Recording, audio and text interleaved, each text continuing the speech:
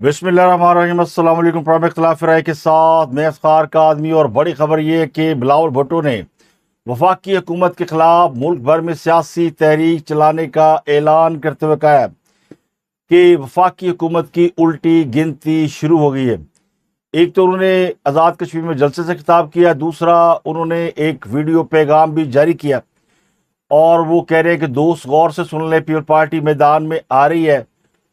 उन्होंने आज़ाद कश्मीर के इलेक्शन के अगले मरहले में हिस्सा लेने का ऐलान करते हुए कहा कि वो पूंछ आ रहे हैं, कारकुनान तैयारी कर लें। तो ये खबरें दम तोड़ गई हैं कि बिलावल भुट्टो आज़ाद कश्मीर के इलेक्शन के तीसरे मरहले का बाइकाट करने जा रहे हैं। इससे पहले ये खबरें ज़ेर गर्दिश थी कि हो सकता है पीपल पार्टी बाइकाट कर दे, लेकिन इख्तिलाफ राय ने आपके साथ ये तज्जिया शेयर किया था कि पीपल पार्टी कभी भी इलेक्शन का बायकाट नहीं करेगी, खा वो धांधली के कितने भी इल्ज़ामात क्यों ना लगाए।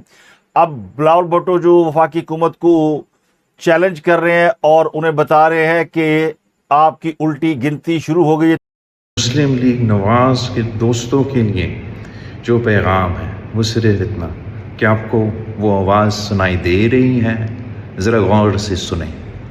टिक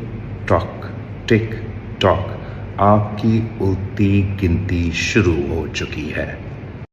तो लगता यूं है कि बिलावल ने शोर आफाक सीजन डार्क ताज़ा देखा है। आपको पता है आजकल नेटफ्लिक्स पे बहुत सीजन चलते हैं और इसीलिए वो नून लीग को टिकटॉक की वार्निंग दे रहे हैं।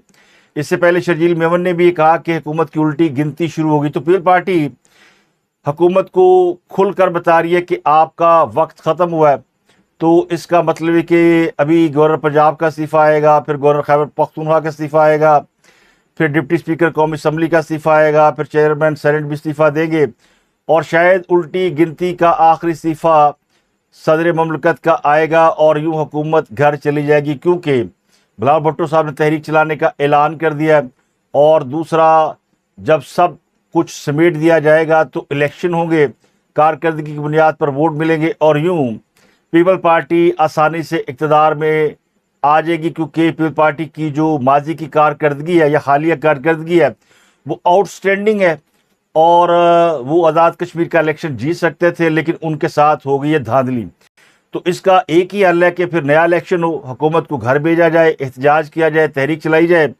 और बिलावल के पास इतनी मैन पावर है, इतनी सीट पावर है कि वो हुकूमत को गिरा सकते हैं, रियासत की मंजी ठोक सकते हैं। अब सवाल ये है कि निज़ाम को लपेटने की ख्वाहिश रखने वाले और इसकी फरमाइश करने वाले और इसकी घंटियां बजाने वाले क्या कभी खुद इक़्तिदार में आए हैं? अगर आए हैं तो ज़रा माजी का कोई वर्क उल्टे और देखे कि उसमें कहीं भी कोई ऐसा शख्स पाया जाता है जो सिस्टम को लपेटने की बात कर रहा हो और ख़ुद फिर इक़्तिदार का हिस्सा बना हो। तो आपको कोई एक मिसाल भी ऐसी नहीं मिलेगी। ऐसे लोग सिस्टम के साथ और निज़ाम के साथ ही ज़मीन बोस भी होते हैं, बल्कि ज़मीन बुर्द भी हो जाते हैं। तो अब ये सारी सूरत हाल क्यों पैदा हुई? क्योंकि मोहसिन नकवी साहब ने एक तकरीर फरमा दी और अब कहने वाले कहते हैं कि मोहसिन नकवी साहब इस्टेब्लिशमेंट की तरफ से एक मुकदमा पेश करना चाहते थे, एक ख्याल पेश करना चाहते थे, एक राय देना चाहते थे, लेकिन वो कहते हैं ना, अनाड़ी का डैश डैश और फिर उसका सत्यानाश। तो हुआ कुछ ऐसा ही, जो मुकदमा वो इस्टेब्लिशमेंट की तरफ से लेकर आए थे वो पेश ना कर सके, लेकिन उन्होंने निज़ाम के अंदर हलचल ज़रूर मचा दी और अब मामलात पर हर तरफ से काबू पाने की कोशिश की जा रही है और यकीन दहानियाँ कराई जा रही हैं कि एक पेज को कमज़ोर करने की किसी कोशिश को कामयाब नहीं होने दिया जाएगा और एक पेज मौजूद है।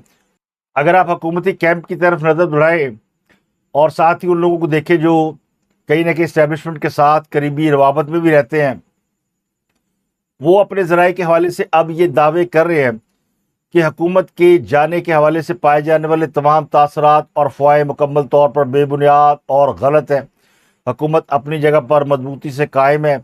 रियासती इदारों के साथ मिलकर गवर्नेंस को मजबूत बनाना, आवाम की ज़िंदगियों में बेहतरी लाना उनकी अवलिन तरजीह है। इस आला सतही वजाहत का मतलब या मकसद क्या सराइयों और बेयकीनी का खात्मा करना है, ताकि मुल्की गैर मुल्की सरमायाकारों और इदारों को पॉलिसियों के तसलसल का यकीन दिलाया जा सके। اب جن لوگوں کی جانب سے یہ وضاحت یا خبر سامنے آ رہی ہے ان میں نامور صحافی بھی ہیں، اینکرز بھی ہیں، اور وہ لوگ بھی ہیں جو کہ پیغام رسانی کا کام کرتے ہیں۔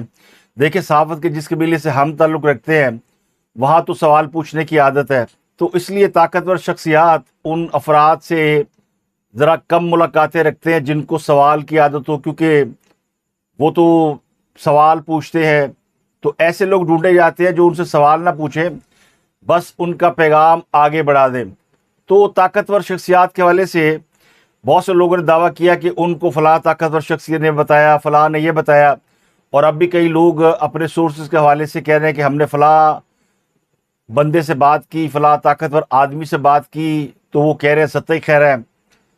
تو یہ جو طاقتور شخصیات ہیں، یہ جو جینون صحافی ہوتے ہیں ان سے اس لیے ذرا فاصلہ رکھتے ہیں، اور ان کو اس لیے یہ وضاحت یا بات نہیں بتائی جاتی کیونکہ انہیں ڈر ہی ہوتا ہے کہ ان کا جو یک طرفہ بھاشن ہے اس پہ کوئی سوال نہ آ جائے۔ تو آج کل صحافیوں میں جو لوگ کامیاب ہیں وہ باقاعدہ ایلچی ہیں۔ کامیاب صحافیوں میں بڑی تعداد ان کی ہے جو خبروں سے زیادہ پیغام رسانی کا کام کر رہے ہیں، خواہ وہ عمران ریاض ہوں یا کوئی اور ایکس وائی زیڈ ہوں، اور آج کل بھی کچھ نئے نئے لوگ سامنے آ رہے ہیں۔ ہمارے ایک صحافی دوست بھی یہی کام کر کے آج ملک کے سب سے بڑے طاقتور وزیر کہلاتے ہیں۔ ان کے کریڈٹ پر آپ کو کوئی بڑی خبر نہیں ملے گی، اور ان کا ایک پیغام کا سسٹم نہیں چل رہا، یہ کمپنی نہیں چلے گی۔ اقتدار کے ایوانوں میں ایک ڈرون حملہ سمجھا جا رہا ہے، اور وہ لوگ جو اقتدار میں نہیں ہیں وہ لڈیاں ڈال رہے ہیں۔ اس طرح حکومت بھی چھوٹے موٹے ڈرون جو ہے وہ پھینک رہی ہے۔ تو ڈر اس وقت سے لگتا ہے جب میزائل چلنا شروع ہو جائیں گے، کیونکہ آج کل ہم جنگ زدہ ماحول میں رہتے ہیں تو وہ بات ذرا لوگ آسانی سے سمجھتے ہیں۔ تو جب میزائلوں کا تبادلہ ہوگا تو پھر کیا ہوگا؟ کل میں نے آپ کو خبر دی تھی کہ سمجھدار حکومت نے یہ فیصلہ کیا کہ دیکھو اور انتظار کرو، یعنی ویٹ اینڈ سی۔ تو میرا خیال ہے نون لیگ نے فی الحال ٹائم دینے کا فیصلہ کیا ہے، اور ابھی نہ پوری طرح ہاتھ کھڑے کیے ہیں نہ پوری طرح لڑائی کے لیے آمادہ ہوئے ہیں۔ تو انصار باسی نے میری خبر کی تصدیق کر دی ہے، اور آج تقریباً تمام میڈیا نے اسی خبر کو آگے فارورڈ کیا کہ نواز شریف نے پارٹی کو محسن نقوی کا بیان نظر انداز کرنے کی ہدایت کر دی ہے، اور موجودہ حالات میں حکومت اور ریاستی اداروں میں جو محاذ رہی ہے اس کو روکنے کی کوشش کی ہے۔ تو میں نے آپ کو بتایا تھا کہ فیصلہ یہ کیا گیا ہے کہ ابھی کوئی محاذ نہیں کھولا جائے گا، کوئی جواب نہیں دیا جائے گا۔ تو دیکھو اور انتظار کرو کہ اور آگے کیا آتا ہے۔ ایک محسن نقوی کا بیان ہے، اس کے بعد سے ابھی تک جو سمندر ہے وہ ساکت ہے۔ اب اس کی لہروں میں کتنا طوفان چھپا ہے، جب تک وہ سامنے نہیں آتا اس وقت تک کچھ نہیں کہا جا سکتا۔ تو اس لیے انصار باسی صاحب نے باقاعدہ اس کو پبلش کیا خبر کے طور پہ۔ وہ کہتے ہیں کہ نواز شریف نے پارٹی رہنماؤں پر واضح کیا ہے کہ کسی بھی ایسی صورتحال سے بچنا چاہیے جس سے تاثر پیدا ہو کہ حکومت اور فوج کے درمیان کوئی اختلاف ہے، یا شہباز شریف اور فیلڈ مارشل کے درمیان کوئی مس انڈرسٹینڈنگ ہے۔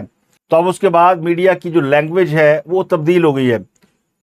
ایک زمانہ تھا کہ نواز شریف صاحب کے اکثر اسٹیبلشمنٹ کے ساتھ اختلافات ہو جاتے تھے، اور وجہ یہ تھی کہ نواز شریف صاحب سول حکومت کی بالادستی پر یقین رکھنے والے لیڈر سمجھے جاتے تھے۔ تو اس وقت ان اختلافات کو کم کرنے کے لیے شہباز شریف صاحب کی دوڑیں لگتی تھی، چودھری نثار علی خان ہوتے تھے، تو بہت سے لوگ کور اپ کرتے تھے۔ آج یہ معاملہ الٹ گیا، اب شہباز شریف صاحب جو ہے وہ اس پوزیشن میں جہاں نواز شریف تھے، اور نواز شریف اس پوزیشن پہ چلے گئے جہاں شہباز شریف تھے۔ تو باقاعدہ نواز شریف صاحب نے اس کو اب وہ کہتے ہیں نا مٹی پاؤ یا پانی ڈالو یا ویٹ اینڈ سی، جو بھی کہہ لیں، کیونکہ وہ تجربہ کار آدمی ہیں، وہ سمجھتے ہیں کہ فوری طور پر لڑائی یا محاذرے کا ماحول پیدا کرنا ٹھیک نہیں ہے۔ حکومت جس کے پاس ہے وہ حکومت کرے، اختلافات چلتے رہتے ہیں، جب کوئی معاملہ زیادہ خراب ہوگا تو پھر دیکھ لیں گے۔ ساتھ ہی ایک اور بڑی خبر بھی سامنے آئی کہ شہباز شریف صاحب سے محسن نقوی کی ملاقات ہوئی۔ اب میرے پاس تو کنفرم سورس نہیں ہے، لیکن جو میڈیا ہے وہ یہ رپورٹ کر رہا ہے کہ محسن نقوی نے ملاقات کی، اور پھر اس کے بعد انہوں نے پریس کانفرنس بلائی P C B headquarter Lahore میں، اور پھر وہ پریس کانفرنس بھی منسوخ کر دی گئی۔ تو پورا دن یہ چہم گوئیاں رہی کہ کیا محسن نقوی صاحب پریس کانفرنس کر کے کوئی اور سخت پیغام دینا چاہتے تھے، یا پھر اس کو کور اپ کرنا چاہتے تھے، या फिर उनसे कहा गया होगा इस्तीफ़ा दे दे, तो वो इस्तीफ़ा देने वाले थे या क्या करने वाले थे। तो ये सारी बातें जो है वो अभी सीगा राज में रह गई। लेकिन इस पे सवाल तो बहुत उठ गए। बहुत लोगों ने कहा कि शायद मोहसिन नकवी साहब ने इसलिए प्रेस कॉन्फ्रेंस मनसूख कर दी है कि वो ज़्यादा तलखियाँ नहीं बढ़ाना चाहते थे, क्योंकि बहुत से लोगों ने मोहसिन नकवी के हवाले से ये एक पिक्चर क्रिएट कर दी है कि मुस्तकबिल के वज़ीर आज़म में उन्होंने अपनी काबीना बना ली है और शायद वो अगली चॉइस भी हैं। तो चॉइस की हद तक तो बात समझ में आती है कि अगर पीपल पार्टी और मुस्लिम लीग नून नहीं और इमरान खान वैसे ही किसी कितार और शुमार में नहीं है, तो फिर ज़ाहिर है कोई और ऑप्शन देखा जा सकता है और मोहसिन नकवी उसके लिए ऑप्शन हो सकते हैं। तो मैं इस मुलाकात के हवाले से अज्यूम कर सकता हूँ, वैसे अंदर की खबर कोई ना कोई निकाल के आपको बता देगा, लेकिन मेरा अंदाज़ा ये है, जो बॉडी लैंग्वेज है, जो हालात वाक़यात है, उसमें शायद मोहसिन नकवी साहब ने प्राइम मिनिस्टर को ये कहा होगा कि जो मैंने कहा वो आपको पता है कि मेरे अल्फाज नहीं थे, यानी मैं नहीं बोल दी, मेरा यार बोल दा, मुझे जो कहा गया मैंने वो कर दिया। और शायद ये भी कहा गया हो कि आप फिक्र न करें, आपने चूँकि एक दो बातें फौरी मान ली हैं, तो जो उनके ग्राइवेंसेस थे, जो उनके तहफ़्फ़ुज़ात थे, वो सब आहिस्ता आहिस्ता ठीक हो जाएंगे, मामला बेहतर हो जाएंगे। तो आप देखिए, इस मुलाकात के बाद एक बड़ी अहम बात हुई कि वज़ीर-ए-आज़म शहबाज शरीफ ने फौरी तौर पर तमाम वजारतों और डिवीज़नों की कारकर्दगी का जायज़ा लेने का फ़ैसला किया, एक मुरासला जारी कर दिया और हुकूमती अहदाफ से मुतल्लिक़ तफ़सीलात मांग ली। यानी जो हुकूमत ने अब तक किया है, करने जा रही है या करने वाली है या हो चुका है, वो सब मंगा लिया है शहबाज शरीफ साहब ने कि बताए कि हम कहाँ खड़े हैं, हमने क्या किया और क्या नहीं किया। तो इससे अंदाज़ा होता है कि मामला गवर्नेंस का ही है और गवर्नेंस को थोड़ा सा तेज़ करने के लिए ये सब किया गया है। कुछ और लोगों ने भी कहा कि ये मामला सूबों का नहीं है, जो मैं पहले से अर्ज कर रहा हूँ कि जो असल मामला है वो कुछ और है। बहुत से लोग कह रहे हैं कि सूबों की बात करके इंतज़ामी यूनिट बनाने की बात की गई है, जिससे शायद दोनों बड़ी सियासी जमातें एग्री ना हों। तो एग्री और डिसएग्री अपनी जगह पे, मगर हुकूमत का रहना या जाना ये सबसे अहम सवाल है। और इस पर अब हुकूमत जो है वो थोड़ी सी बेहतर पोजीशन में नज़र आती है, क्योंकि बहुत से लोगों ने जवाब देना शुरू किए। जो मैंने कहा छोटे मोटे ड्रोन मार रहे हैं, ख्वाजा आसफ, राना सनाउल्लाह, अब वज़ीर इत्तलात उस्मा बुखारी, उन्होंने भी बाकायदा मोहसिन नकवी साहब पर बात की है।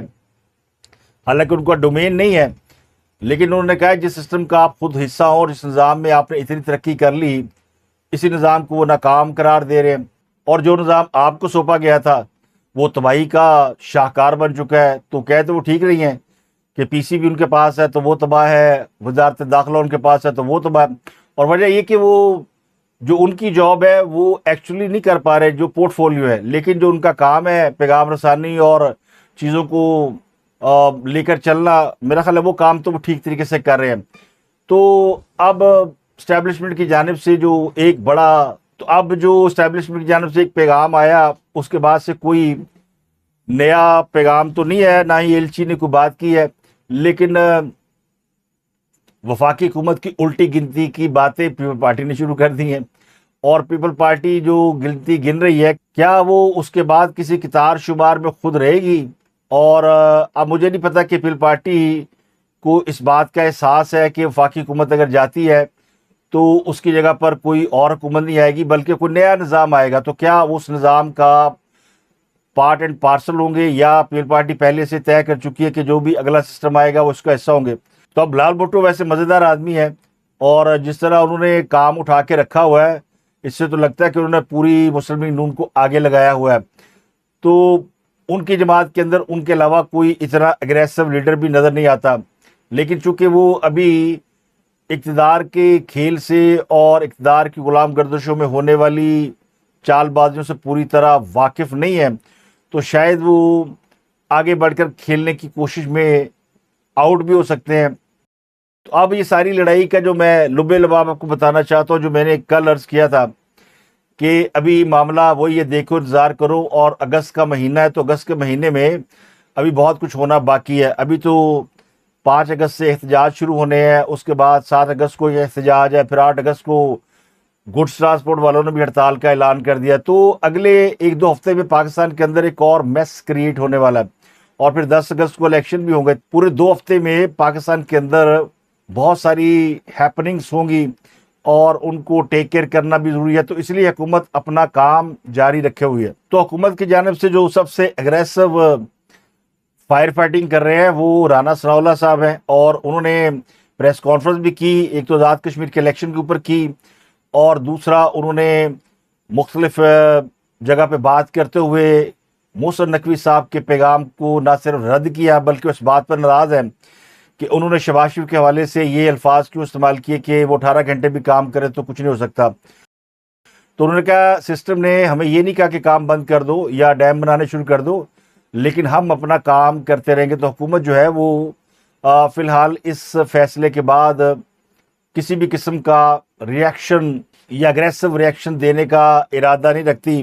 یا بہت سے لوگ اگر سوچ رہے تھے کہ عمران خان کی طرح مسلم لیگ نون بھی جذباتی ہو کر اسمبلیوں سے باہر نکل جائے, ریزائن دے دے, تو فی الحال ایسا فیصلہ کسی نے نہیں کیا ہے. اب صوبوں کے حوالے سے جو ننھی منی آوازیں ہیں وہ سامنے آ رہی ہیں, اور حکومت کے ایک وزیر ہے جو مذہبی امور کے وزیر ہیں, اور جے یو آئی کے ایک سینیٹر نے صوبہ ہزارہ کے قیام کا مطالبہ کر دیا ہے. وفاقی وزیر برائے مذہبی امور سردار محمد یوسف اور سینیٹر طلحہ نے مشترکہ پریس کانفرنس کرتے ہوئے کہا ہے کہ 2010 میں صوبہ ہزارہ کے لیے تحریک شروع ہوئی تھی, جس میں تقریباً 7 نوجوان شہید بھی ہوئے تھے, اور اس حوالے سے تمام سیاسی جماعتیں متفق ہیں, اور کے پی کے اسمبلی 3 بار صوبہ ہزارہ کے لیے قرارداد منظور کر چکی ہے. 2014 میں, 2018 میں, 2020 میں قومی اسمبلی اور سینٹ میں بھی صوبہ ہزارہ کے قیام کے لیے بل پیش کیے جا چکے ہیں. تو یہ بل لا اینڈ جسٹس کمیٹی کی قائمہ کمیٹیوں کو جا چکے ہیں. مقامی طور پر نئے یونٹ اور صوبے بننا وقت کی ضرورت ہے, تو فوری طور پر جو ہے وہ ہزارہ صوبہ تو بنایا جائے. تو غالباً اس کا آغاز وہ کے پی کے سے کرنا چاہتے ہیں. اس میں آپ کو پتہ ہے کہ مسلم لیگ نون کے بھی کافی لوگ شامل تھے, مرتضیٰ جاوید عباسی بھی جو پارلیمنٹ کے اندر صوبہ ہزارہ کا مقدمہ لڑتے رہے. تو حکومت کے ایک وزیر کا نئے صوبے کے لیے باقاعدہ پریس کانفرنس کرنا اس بات کا اشارہ بھی ہو سکتا ہے کہ حکومت اس کام کے لیے تیار ہے. تو صوبوں کے حوالے سے ایک بہت بڑی آواز ابھی تک نہیں اٹھی. ایم کیو ایم کہہ چکی ہے, لیکن ابھی تک کسی بڑی سیاسی جماعت نے صوبوں کے حق میں کھل کر بات نہیں کی. اور اس کی وجہ یہ کہ سب سمجھتے کہ جس قسم کے اس وقت حالات ہیں, بلوچستان کے حالات دیکھیں آپ, کشمیر کے دیکھیں, کشمیر میں آج بھی باغ میں جو ہے وہ مظاہرین اور سیکورٹی اہلکاروں کے درمیان آنکھ مچولی ہوئی ہے, شیلنگ ہوئی ہے. وہاں لوگ لانگ مارچ کرنے کی کوشش کر رہے ہیں, باہر نکلنے کی کوشش کر رہے ہیں, کوئی شہر کے اندر داخل ہونے کی کوشش کر رہا ہے. تو وہاں پہ بھی ایک گھمسان کی لڑائی چل رہی ہے. بلوچستان میں حالات ویسے ہی خراب ہیں, اور پچھلے 24 گھنٹوں میں جس طرح دہشت گردی کے پیدر پہ واقعات ہوئے, سوات میں جس طرح پولیس اہلکاروں کو دہشت گردی کا نشانہ بنایا گیا. آج سیکورٹی فورسز نے وہاں پہ فوج اور پولیس نے مل کے ایک مارچ بھی کیا ہے, اور پورے سوات میں جو لا اینڈ آرڈر ہے اس کو ٹیک کیئر کیا. دوسرے لورا لائک کے قریب دہشت گرد تنظیم بی ایل اے نے روڈ بلاک کیا, ٹرک اور بسوں کو لوٹنے کی کوشش کی. تو وہاں پھر پاک فوج کا کانوے پہنچ گیا, اور اس دوران انہوں نے کئی دہشت گردوں کو مار دیا, 3 کو پکڑ بھی لیا. حالات کچھ زیادہ اچھے نہیں ہیں ان 2 صوبوں کے اندر, اور ان حالات میں اگر نئے صوبوں کی بات کی جائے اس کو زیادہ پذیرائی ملنے کی کوئی توقع نہیں. اس کے علاوہ کل ایم کیو ایم کے 2 دھڑوں میں لڑائی ہوئی, فائرنگ ہوئی, دنگا ہوا. تو آج ایم کیو ایم کے کئی عہدیدار اور کارکن پکڑے گئے. کل 2 گروہوں نے جم کر ایک دوسرے کی پٹائی کی, باہر نکل کے فائرنگ کی. تو فائرنگ کے معاملے پر سوسائٹی سیکٹر کے انچارج شان حبیب کو گرفتار کیا گیا. پھر سانحہ بلدیہ کیس کا جو مرکزی ملزم ہے رحمان بھولا, اس کو بھی نارتھ نازم آباد سے گرفتار کیا گیا. تو پتہ چلا کہ رحمان بھولا نے بھی فائرنگ کی ہے, اور چونکہ رحمان بھولا کا تعلق مصطفیٰ کمال گروپ سے ہے اور دوسروں کا خالد مقبول صدیقی گروپ سے ہے. تو یہ لڑائی جو ہے وہ اتنی بڑھ گئی کہ آج اس حوالے سے کئی گرفتاریاں ہوئیں. پھر پتہ چلا بہادر آباد کے آفس کو سیل کیا جا رہا ہے, لیکن منسٹر صاحب پہنچ گئے وہاں پہ مصطفیٰ کمال, اور انہوں نے کہا کہ کوئی بات نہیں, ہم بیٹھ کے بات کر لیتے ہیں. اور پھر انہوں نے آپس میں اپنی جو غلط فہمیاں تھی وہ دور کر لی. تو مجھے لگتا ہے ایم کیو ایم نے بھی محسن نقوی کے بیان کو غلط ریڈ کیا اور آپس میں لڑ پڑے. اور لڑنے کی وجہ یہ تھی کہ پھر کوئی بھی حکومت کے ساتھ کھڑا نہ ہوتا. لیکن اب جب چیزیں کور اپ ہو رہی ہیں تو دوبارہ ان کی صلح ہو گئی ہے. اگلی خبر یہ کہ حکومت پنجاب نے ایک خاتون انسپیکٹر جنرل تعینات کر دی ہے, اور उनका नाम है डॉक्टर अनूश मसूद। और पंजाब पुलिस की तारीख में पहली बार आला तरीन इंतजामी ओहदे की बागडोर एक खातून अफसर के स्पुर्द की गई है और उन्हें सीआईडी की बतौर आईजी पंजाब तैनाती का नोटिफिकेशन जारी किया है। और एक पीएसपी अफसर के तौर पर उनका रिकॉर्ड बड़ा शानदार है। इससे पहले वो SSP operation, SSP investigation Lahore भी रह चुकी हैं। और पिछले दिनों मरीम नवाज ने भी कहा था कि शायद पंजाब में कोई खातून जो है वो आईजी के ओहदे पर पहुंचे, तो चूँकि ख़वातीन को बहुत प्रमोट करती है तो सीआईडी की जो सरबराह है वो खातून मुकर्रर की गई हैं। अमेरिकी सदर डोनाल्ड ट्रंप के इस दावे के बावजूद कि ईरान के साथ उनके मुज़ाकरात पीर के रोज़ होंगे, पाकिस्तानी हुकाम ने इस बात से डिनाई किया है कि किसी भी मुलाकात या मुज़ाकरात का बाज़ाब्ता शेड्यूल तय नहीं हुआ। लेकिन पाकिस्तान के वज़ीर ख़ारजा और नायब वज़ीर आज़म इसहाक़ डार ने ईरान के वज़ीर ख़ारजा को पाकिस्तान के दौरे की दावत की, तो गालिबन वो पाकिस्तान आ रहे हैं।